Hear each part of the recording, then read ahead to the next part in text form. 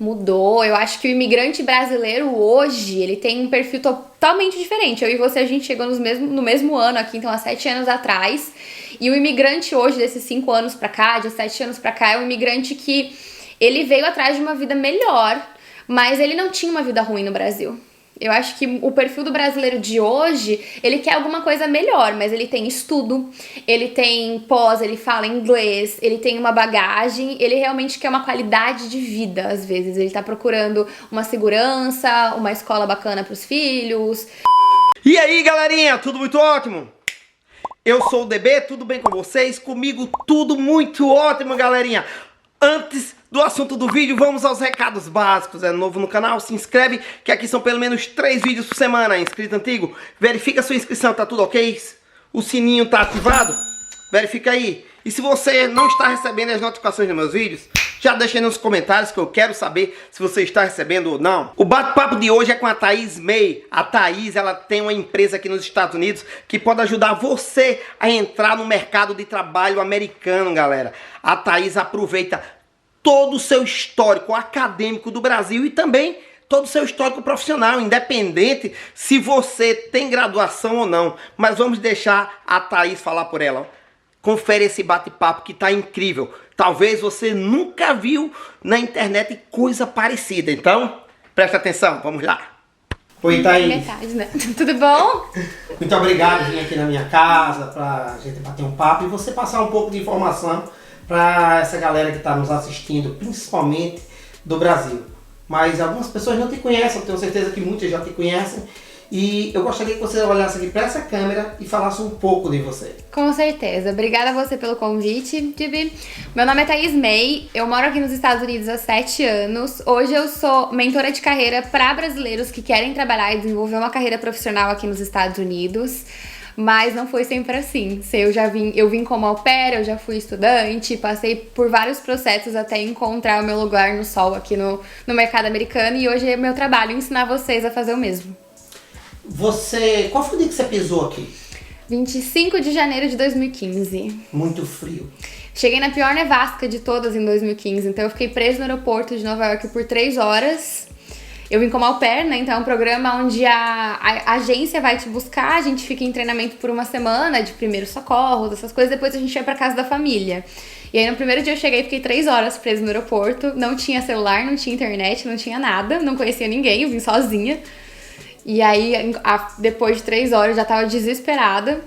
A agência chegou, não conseguíamos chegar na escola, na faculdade. Quando a gente chegou tinha neve assim até a minha coxa. Sério? Qual cidade do Brasil você? Eu sou de São Paulo. É de São Paulo. Isso. Nunca tinha pego algum frio do jeito de Já tinha viajado. Eu tenho família no Japão, eu já tinha viajado pra lá, mas eu nunca tinha sentido o frio, porque lá não é tão frio igual aqui. Eu cheguei aqui tava menos 25, menos 20. Eu cheguei num frio muito, muito forte. Esse inverno foi bem crítico, né? Foi. Talvez um dos maiores aí dos últimos anos. A gente ainda estava no Brasil, a gente chegou em abril, mas a gente viu fotos. Muita Foi neve. horrível. Chegar nesse inverno foi bem difícil, foi bem desafiador. Como é que funciona o trabalho que você está fazendo com os brasileiros? Eu trabalho estritamente com processo seletivo americano. Então, o processo seletivo do Brasil e dos Estados Unidos não tem nada a ver. É muito diferente. Não só pela parte de material, que é o resumê, que é o currículo, é o que a gente chama de resumê. A carta de apresentação, LinkedIn, mas o como pensar como americano. Então, o americano, ele sabe se vender como ninguém, ele sabe falar do que ele fez ou não fez, sem achar que isso é uma coisa snob ou ruim, que é da cultura brasileira, né? O brasileiro, se a gente conta o que a gente fez ou não fez, parece que você tá sendo snob, que você tá querendo pisar na pessoa, se mostrar, aparecer. Então tem todo um quebrar de barreiras de mentalidade, primeiro, de mostrar que não, tá tudo bem, você precisa falar dos seus resultados, do seu número, da sua jornada, pra se vender, né? E tá tudo bem. E depois também todo um trabalho para mostrar que tudo que você estuda no Brasil é válido aqui nos Estados Unidos. Toda a sua bagagem profissional também é válida, não só aqui nos Estados Unidos. Eu costumo falar que é aqui ou em Júpiter, né? Porque assim, o seu diploma é um diploma, não importa de onde você foi. A sua experiência profissional foi uma experiência profissional, não importa onde foi, não importa pra onde você tá levando isso. Então é esse trabalho de juntar a história desse profissional brasileiro e colocar da melhor maneira possível no material pra ele conseguir entrar numa empresa bacana. Essas pessoas que te procuram, esses brasileiros, geralmente eles são estudantes, eles são turistas? Tá, eu tenho todos os tipos de clientes, então também tenho clientes que estão ainda com visto de turista, com visto de estudante, que já tem permissão de trabalho ou estão no trâmite imigratório para ter permissão de trabalho e já querem se preparar de alguma maneira. Então eu tenho todos esses tipos de clientes, o meu foco é quem já tem permissão de trabalho ou tá chegando no caminho de permissão de trabalho ou quer chegar lá. Por quê? Porque quando você já tá aqui nos Estados Unidos legalmente, eu costumo falar que você já tá na frente de metade do mundo, né? Metade do mundo queria estar aqui, certo? Então você já tá aqui, você já passou na frente de um monte de gente. Então é o seu trabalho agora bater na porta das empresas, se oferecer, ver o que você aprendeu os caminhos. São muitos os caminhos. A gente podia ficar aqui 3 dias conversando, que eu não ia conseguir te falar todos os caminhos e eu também não sei todos os caminhos, porque, né, é muito grande tudo que acontece, mas eu acho que tem que se preparar, tem que estar pronto pra quando a oportunidade aparecer, e não ao contrário, sabe? As pessoas chegam, às vezes se acomodam e querem se preparar se uma oportunidade aparecer, mas não é bem assim, você precisa estar preparado antes. Você acha que nos últimos, vamos dizer assim, 5 anos a cara da imigração ela mudou um pouco? Mudou, eu acho que o imigrante brasileiro hoje, ele tem um perfil totalmente diferente. Eu e você, a gente chegou no mesmo ano aqui, então há 7 anos atrás. E o imigrante hoje, desses 5 anos pra cá, de 7 anos pra cá, é um imigrante que ele veio atrás de uma vida melhor, mas ele não tinha uma vida ruim no Brasil. Eu acho que o perfil do brasileiro de hoje, ele quer alguma coisa melhor, mas ele tem estudo, ele tem pós, ele fala inglês, ele tem uma bagagem, ele realmente quer uma qualidade de vida, às vezes. Ele tá procurando uma segurança, uma escola bacana pros filhos, se desenvolver. Ele não é mais aquele imigrante sofrido, fugido, que não tem nada pra oferecer pro país, assim. Então você acha Mudou bastante. E essas pessoas que aqui estão chegando, por exemplo, advogados, engenheiros, essas pessoas elas conseguem usar tudo que eles construíram no Brasil aqui? Com certeza, qualquer profissão. E eu gosto de falar qualquer profissão porque eu sou engenheira ambiental. Então eu usei o meu diploma para entrar no mercado americano como secretária executiva, que não tem nada a ver com engenharia, mas eu consegui trazer as habilidades, então a gente faz todo um trabalho de transferir as habilidades, o que você fez lá que cabe dentro desse seu próximo trabalho. E o americano ele é muito versátil nisso. O americano geralmente ele estuda uma matéria, mas ele trabalha com alguma coisa completamente diferente.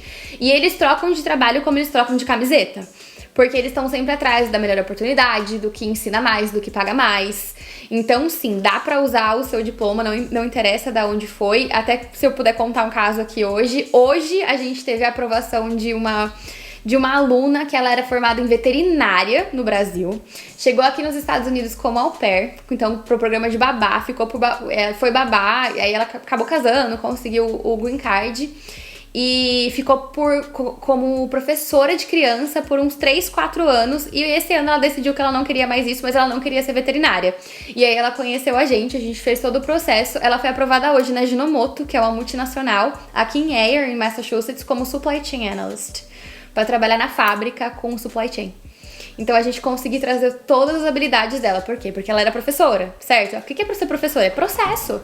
Você tem que ver a agenda, tem que ver tudo certinho, como se fosse uma linha de produção.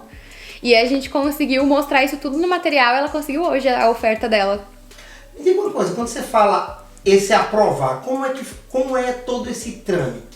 Até a aprovação. Até você conseguir a oferta de trabalho aqui nos Estados Unidos, né? Então uma coisa legal de falar é que o mercado americano ele é muito diferente, não só o processo seletivo. Então, por exemplo, não existe carteira de trabalho aqui. Não existe carteira de trabalho, tudo é por meio de um contrato numa folha 4. Então é você e o seu empregador. Não tem um documento que mostre onde você trabalhou a sua vida inteira, não tem nada disso. Então é um jeito que você pode adaptar o seu material sempre para mostrar as melhores qualidades para aquele trabalho. E aí tem entrevista, então geralmente é entrevista com o RH, entrevista com a pessoa que vai ser o seu chefe, tem dinâmica de grupo em algumas vezes também. A parte legal do processo seletivo aqui nos Estados Unidos, principalmente para as mulheres, gosto de frisar isso, é que é 100% profissional. Então eles não perguntam a sua idade, se você é casado ou casada, se você tem filhos ou não tem filhos, se você tem pais mais velhos, quem fica, nada, é 100% profissional.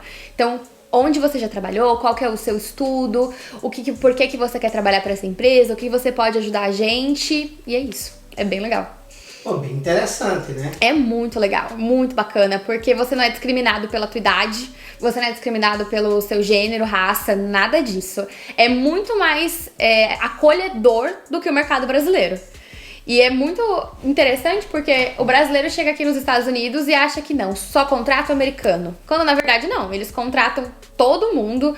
18% da mão de obra legal dos Estados Unidos é latina. 18%. É muita gente. Você falando legal, né? Uhum. Dos trabalhos formais. Do trabalho legalizado, 18% é mão de obra latina. É muita gente. Muita gente mesmo. Você acha que o fato de ser um latino, ele tem um salário igual ao americano ou não? Vai depender de você. Por que eu falo que vai depender de você? Porque tem que negociar o seu salário. O latino tem segurança. O latino e o brasileiro, né? Principalmente, que é o que eu trabalho mais. Eu tenho clientes latinos, tenho clientes americanos, inclusive, europeus, mas o meu foco é o brasileiro. A gente tem medo de negociar. Porque o brasileiro tem aquela cultura de eu já não tenho nada. Eu vou pedir mais? Ele tá me oferecendo esse pouco. A gente vê o trabalho como uma oportunidade. A gente não vê como uma conquista. O americano não, o trabalho pra ele é uma conquista. Ele estudou, ele se formou, então ele tá conquistando um lugar naquela empresa pra ter uma troca. Eu vou dar o meu conhecimento, você vai me dar um salário. O brasileiro não, o brasileiro vê como oportunidade. Então, ele tá sendo tão bacana, tem quase uma relação maternal com a empresa, né? Tá me acolhendo, me dando oportunidade, abrindo as portas, pode ser qualquer coisa. Então, o latino sim vai ganhar menos, por não se colocar, por não saber negociar, por não ter a coragem. Os que negociam conseguem, sim, um salário rende. Você treina as pessoas para isso? Treino. Tem que treinar para fazer a entrevista, para não se justificar. O brasileiro adora se explicar. Por exemplo, uma pergunta que eles fazem muito, fala um pouco sobre você. O brasileiro fala, eu fui criado pela minha avó lá em Minas Gerais. E começa a contar toda a história, né? Que não tem nada a ver com a vida profissional. E o americano vai estar aqui olhando pra tua cara, né? Tipo, quando é que ele chega a parte que começa a trabalhar? O americano não, quando tá numa entrevista e fala, me conta um pouco de você, fala, olha, então eu me formei em tal coisa, comecei a minha carreira aqui, fiz isso, aquilo. Então tem todo um trabalho desde a entrevista, de você já tá se vendendo desde lá, né? Você tá negociando seu salário desde a entrevista. E depois, quando eles fazerem oferta, 85% eles esperam que você negocie. Eles dão um salário abaixo, sabendo que você vai negociar. O americano sempre negocia. Então aquele salário que ele oferece, ele tá esperando que você coloque mais. Sim. Eu trabalhei quase 2 anos como secretária executiva da rede de RH da Veolia, que é uma multinacional ambiental aqui de Boston. Então eu pude aprender todo o RH americano e eu dava suporte para todo o time de todos os departamentos. Então eu fui de recrutamento a payroll, que pagava os funcionários. A parte de imigração, que eles traziam as pessoas de fora. Eu passei por todas as partes e era assim, a gente tinha uma margem. Eles têm um range, que eles falam, salarial, e eles sempre vão te oferecer menos. Mesmo se eles já estão dando um salário a mais do que você falou, você pode ter certeza que se você espremer, ele consegue dar um pouquinho a mais. É bem natural eles perguntarem quanto você quer ganhar, não é? É normal, e você tem que estar preparado. Não pode falar, eu não sei, ou eu tô aberta à negociação. Quando fala, eu tô aberta à negociação, sem dar um número, sem embasar o porquê do seu número, você já sabe. Fala, isso daí não sabe o valor que ele tem.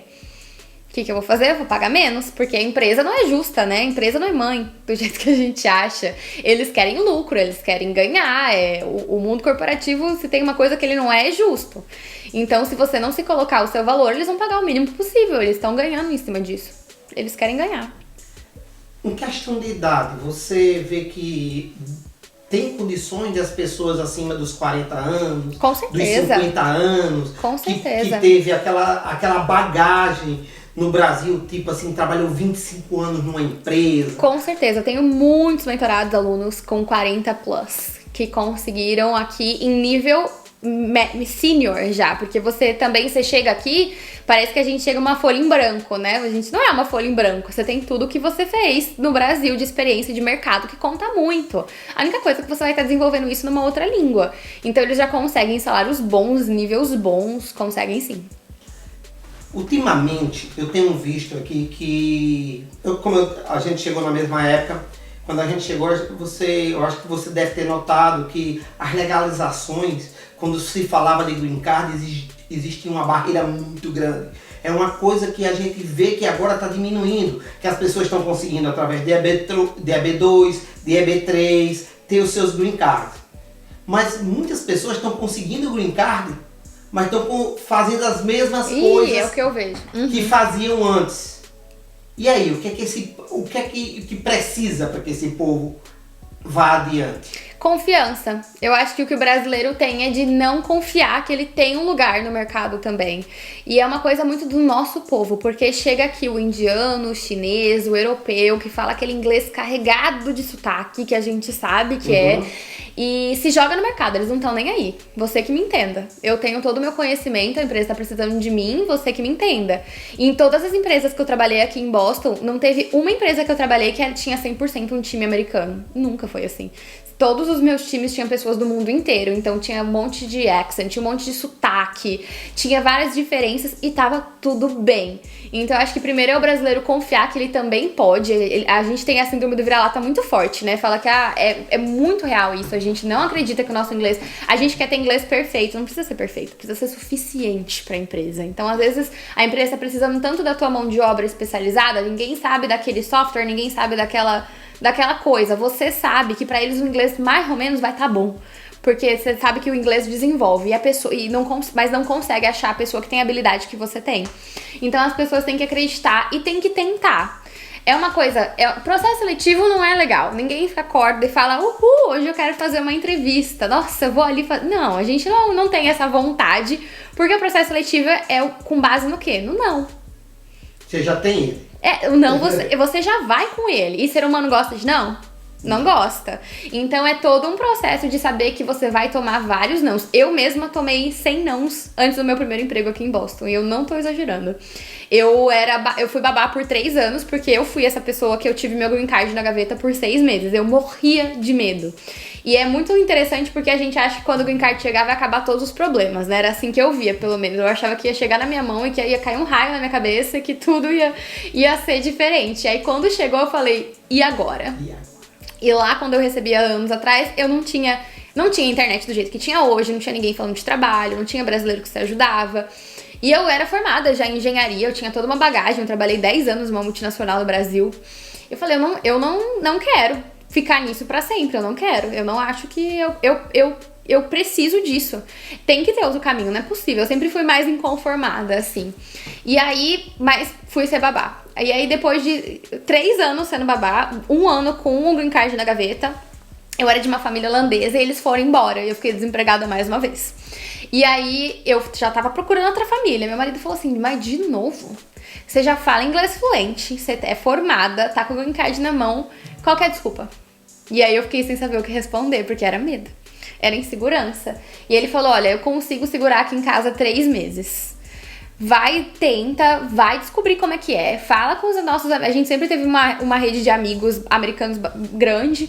Conversa com os amigos, conversa com essas famílias que você trabalha. Alguém vai ter que te ajudar. E aí foi onde eu comecei a procurar como é que funcionava o processo seletivo. Eu fiz um resumê todo errado. Tinha minha idade, tinha que eu era casada, que eu era noiva na época. Não precisa colocar isso? Não pode colocar isso. Tem uma lei de RH aqui que contra a discriminação. Não pode colocar. E cai, inclusive, num filtro que eles têm.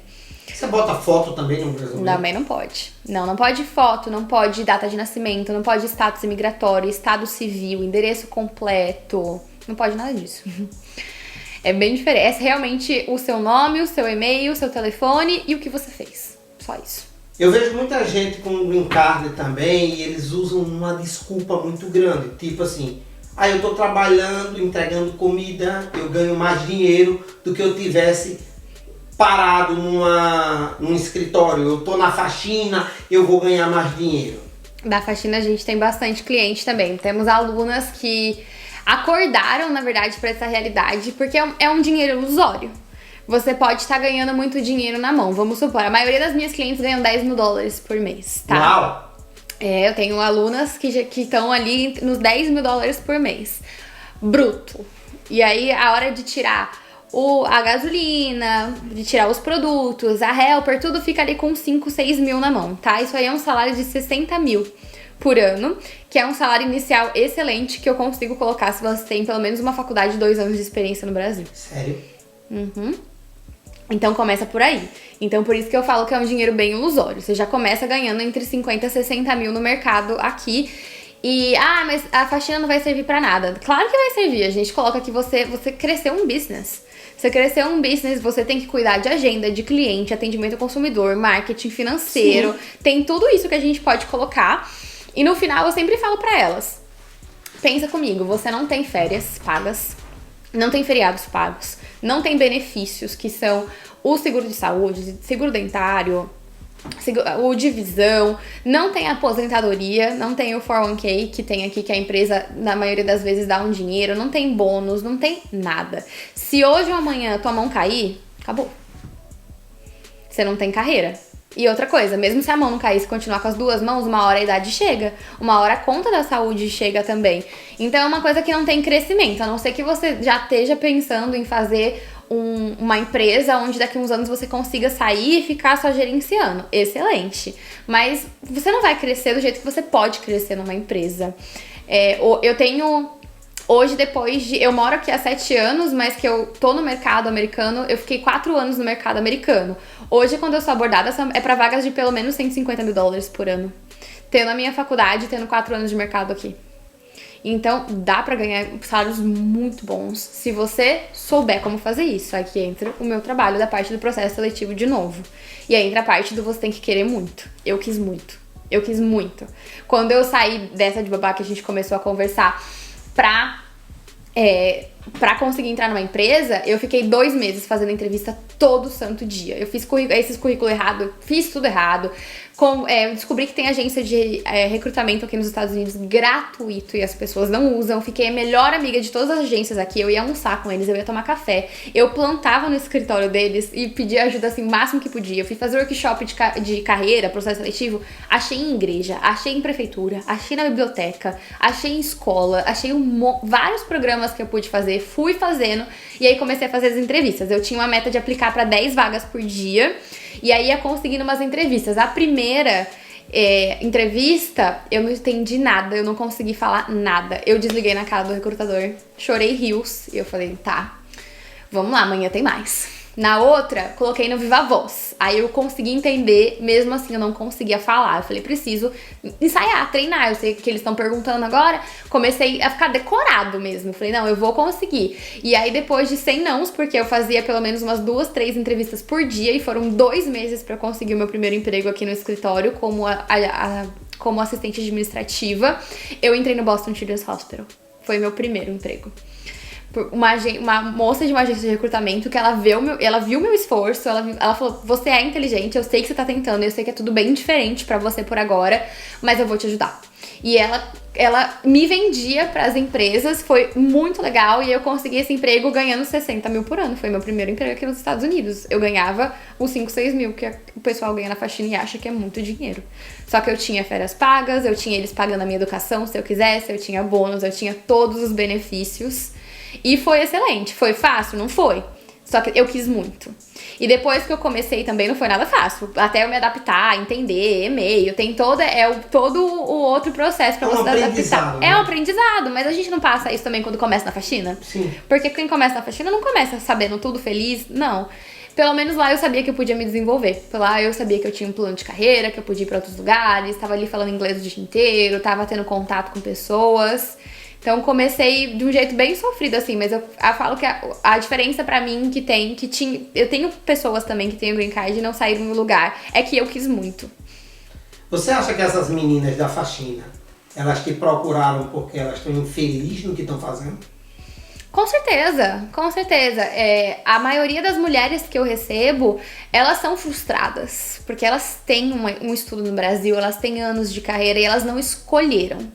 E eu acho que é muito triste quando você tem uma profissão que você não escolhe, que você caiu lá e você tem que se conformar. Porque muitas das pessoas que estão, né, nos empregos informais, eles se conformaram com a situação. Se você perguntar se ele é feliz de verdade, se ele queria estar lá e se ele escolheria estar lá, eles não iam escolher estar lá. É mais confortável, às vezes é o que eles acham que é a única saída, mas não é. E aí elas vêm com todas essas inseguranças e são mulheres. Eu tô com a nossa turma começou agora, tem 5 ou 6 mulheres da faxina, é a turma que mais entrou, eu fiquei bem orgulhosa. Uma do Texas, uma de Nova York, é no país inteiro. Todas formadas. Todas com 5 anos de experiência no Brasil, assim, na Coca-Cola, na Pepsi, multinacional, empresa grande, já fala inglês, tá só com insegurança e com medo de não receber bem.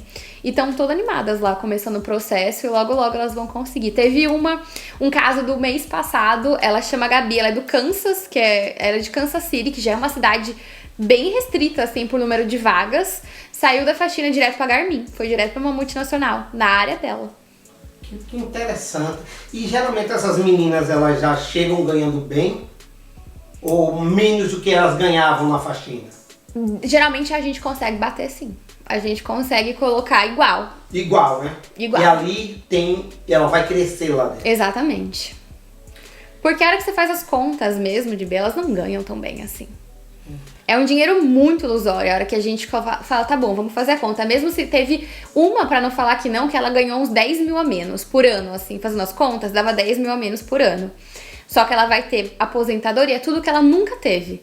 Se ela caísse morta num dia, ela não tinha um puto no bolso. Não tinha uma reserva de emergência, não tinha aposentadoria, não tinha nada. Falei, olha só a oportunidade de estar criando tudo isso. E aí ela entendeu, ela falou, não, tudo bem. Eu falei, outra, é um passo pra trás pra dar muitos pra frente. Você consegue ajudar também, por exemplo, as pessoas que estão aqui com F1, não que eles possam trabalhar, mas já que procurar algumas empresas que possam contratá-los. Consigo. Né, para que as empresas se interessem pelo currículo deles. Consigo. E consiga fazer a mudança do status do estudante para que ele comece a trabalhar? Consigo sim, não, eu tô entendendo o que você tá falando. Tivemos casos de alunos que foram do F1 direto pro H1B. E é aquela história que eu tava falando no começo, que a gente tava conversando sobre estar preparado pra oportunidade antes mesmo dela existir. Então, se você já tá aqui, você tem um visto vigente, é seu trabalho bater na porta de toda e qualquer empresa e se vender. Às vezes eles estão precisando de alguém exatamente como você, às vezes eles vão gostar, olha só que pessoa abusada, né? Gostei dessa personalidade, ele traz o que eu tô precisando, vamos dar uma chance, vamos tentar, vamos investir nessa pessoa, porque ela mostra que ela vai ficar aqui um bom tempo com a gente, por que não? Então tem que investir sim. O fato de já falar, vamos dizer assim, o português ajuda muito? Com certeza. Uma coisa que eu prego muito como estratégia é usar o seu português como diferencial. Não que você não tem que falar inglês, tem que falar inglês. Pelo menos um inglês intermediário, onde você consiga contar um pouco da sua história e o que você fez. Mas dá pra usar o português como diferencial. Tem muita empresa querendo entrar no mercado brasileiro, porque o mercado lá tá crescendo e não tem pessoas que falam inglês no Brasil. Então eles tiveram que inverter por conta da necessidade de entrar no mercado, de estar aqui nos Estados Unidos procurando pessoas que falam português para conseguir negociar com essas pessoas, com essas grandes empresas no Brasil. E é Google, Facebook, Disney. Toda segunda-feira eu posto as 7 melhores vagas que eu encontro para falantes de português e toda segunda-feira são vagas novas, incríveis de todas as áreas no país inteiro. É bem legal. Pô, que interessante. É bem legal. É muito bom mesmo, porque eu acho que muita gente aqui vai assistir, muita gente que está com visto F1, muita gente que está estudando, muita gente que tem uma formação, tem uma bagagem muito grande, pessoas maduras já, que podem já começar a fazer isso aí, se preparar e arriscar, vai atrás. Com certeza, tem que ser. Tem uma história, tem uma pessoa que eu conheço também que ela foi de F1 para EB3 direto, batendo na porta. E hoje ela faz esse processo de ajudar você a encontrar fazer uma lista de empresas, fazer um banco de dados. Você tem que fazer a sua pesquisa, né? Tem que ir atrás e não desistir. Eu falo que o não você já tem, sempre. Você sai com o não de casa todos os dias quando você abre a porta. Então você tem que... É um sim que você precisa, né? Pra dar certo. Aqui no estado de Massachusetts, existe tantas vagas mesmo assim. tem muita coisa esperando a pessoa certa. Não só aqui em Massachusetts, mas no país inteiro. Tem muitas vagas. A gente tá batendo recorde atrás de recorde. Tá com esse labor lack muito grande aqui de não ter mão de obra nos Estados Unidos. A gente tem 13 milhões. A gente já tá em maio, né? Em abril que passou agora, se eu não me engano, foram 13 milhões de vagas abertas no país inteiro. É o maior recorde e todo mês tá sendo recorde desde agosto do ano passado. E isso tá acontecendo porque muita gente foi embora, então muito imigrante foi embora do país e muito americano tá trocando os trabalhos pesados, ou o trabalho que ganha bem, mesmo empresa, por qualidade de vida. Tá tirando ano sabático, tá empreendendo também, então eles estão com muita dificuldade de encontrar mão de obra qualificada. Então tem sim muita vaga aberta, tá bem difícil contratar. Eu faço recrutamento para algumas empresas americanas. Eu tô fazendo uma agora, inclusive, que eu nunca imaginei recrutar pra isso. Sabe programador de CNC? Sim. Uma empresa americana me abordou pelo LinkedIn, falando, olha, de uma cidadezinha lá em Nova York, chama Fulton, bem pequenininha, falar, eu não consigo encontrar pessoas pra trabalhar, a gente decidiu trazer brasileiros, porque são bons trabalhadores. Você me ajuda a trazer 2 brasileiros? E sabe o que tá acontecendo? Eu não acho programador no Brasil que fale pelo menos meio inglês. Que fala inglês intermediário. Eu não acho. Por isso que eu sempre fico com o dedinho na tecla que o inglês é muito importante. Pra toda e qualquer área. Você nunca sabe o que eles vão começar a procurar, o que eles vão começar a pesquisar. Não encontra. Tem muito programador de CNC bom, mas eles não falam nem o mínimo do inglês. E sem isso não vai dar, porque é uma cidadezinha pequena, é empresa familiar, então eles não falam outra língua, eles só falam inglês e eles estão dispostos a se esforçar para ter essas 2 pessoas boas trabalhando. Essas empresas, por exemplo, essa que você citou, que é numa cidadezinha pequena lá de Nova York, ela geralmente dá aquele incentivo inicial para que a pessoa faça uma mudança para lá, por exemplo. Sim, eles ajudam com o custo de relocação. Ajuda com tudo. Eles estão respondendo, não é ajuda, na verdade é responsabilidade da empresa, né? Se ela tá te tirando onde você tá, é o papel dela pagar por isso. Não Recolocação, sabia. é sim. Tá até dentro dos Estados Unidos, eu sempre falo, às vezes chega uma cliente da Flórida que quer ir pro Colorado. Ela fala, Thaís, eu vou começar a procurar vaga no Colorado. Eu falei, não, procura aí na Flórida. Ela falou assim, desculpa. Ela já quer colocar no resumê dela que ela está na Flórida. Eu falei, não, deixa que você tá no Colorado. Deixa que você tá na Flórida. Porque aí eles pagam tua mudança. Eles vão te querer mesmo. Então quem paga é eles. Aí eles falam, então tá bom. Então seria interessante, em vez, por exemplo, eu tô em Massachusetts, mas eu tô querendo aplicar para uma empresa lá na Flórida. Primeiro aplicar daqui. Isso. Já sair daqui com a coisa Exatamente, agarrada. porque eles ajudam no custo. Não paga 100%. Cada empresa vai ter um pacote de recolocação diferente, né? Mas já ajuda. Claro. Você falou aí que tem 13 milhões de vagas abertas. Essas vagas são para pessoas qualificadas ou são, vamos dizer assim, tipo um subemprego? Eu acho que quando eles fazem essa contagem são todas as vagas, porque é pelo Department of Labor que eles colocam. Mas se você abrir o LinkedIn, é louco o tanto de vaga para pessoas qualificadas. Eu vi um pôster seu que dizia assim, não use o LinkedIn para conversar. Né? Para procurar vaga. Para conversar, porque as pessoas usam para bater papo. Aí você estava ensinando as pessoas a montar. É importante também isso? Sim, se você não tem LinkedIn aqui nos Estados Unidos, você é invisível pro mercado. Então, não é uma rede social tipo o Facebook? Não, tem que usar com estratégia para contar a tua história, para fazer conexões importantes, mas não para ficar conversando com pessoas às vezes que não estão nem aqui, né, nos Estados Unidos, não vão poder te ajudar numa oportunidade futura, né? Tem muita gente nos assistindo do Brasil. Eu gostaria que, pra gente finalizar esse bate-papo, você olhasse aqui para essa câmera. O que é que você diria com a bagagem que você tem hoje para a Thaís de 2015? Pra ela se preparar um pouco mais, porque eu também vim despreparada e eu acho que eu demorei pra ir atrás da informação certa. Eu podia estar vivendo uma vida muito melhor, ter muito mais experiência de mercado na empresa, se eu tivesse ido atrás das informações certas e não ficar indo com a massa de que eles falam que não vai dar, eles falam que não é assim. Ir atrás da fonte, gente. Vá atrás da informação certa. Então, se você tá com uma dúvida de imigração, vai no site da imigração. Se tá com uma dúvida do mercado, vai no site da empresa, vai no site de profissionais que trabalhem com aquilo. Não fiquem dependendo de palpites e de conselhos de pessoas que nunca chegaram lá. Acho que eu falei pra Thaís de 2015. Vai atrás da fonte, não vai com a massa. Muito obrigado pelo seu tempo. Obrigada a você. Galera, tá todos os dados, o Instagram dela passou aí na tela, segue lá que ela dá altas dicas. Muito obrigado. Imagina, a gente tem conteúdo diário pra você que já quer ir aprendendo e se preparando, que é muito importante. Vai ser um prazer.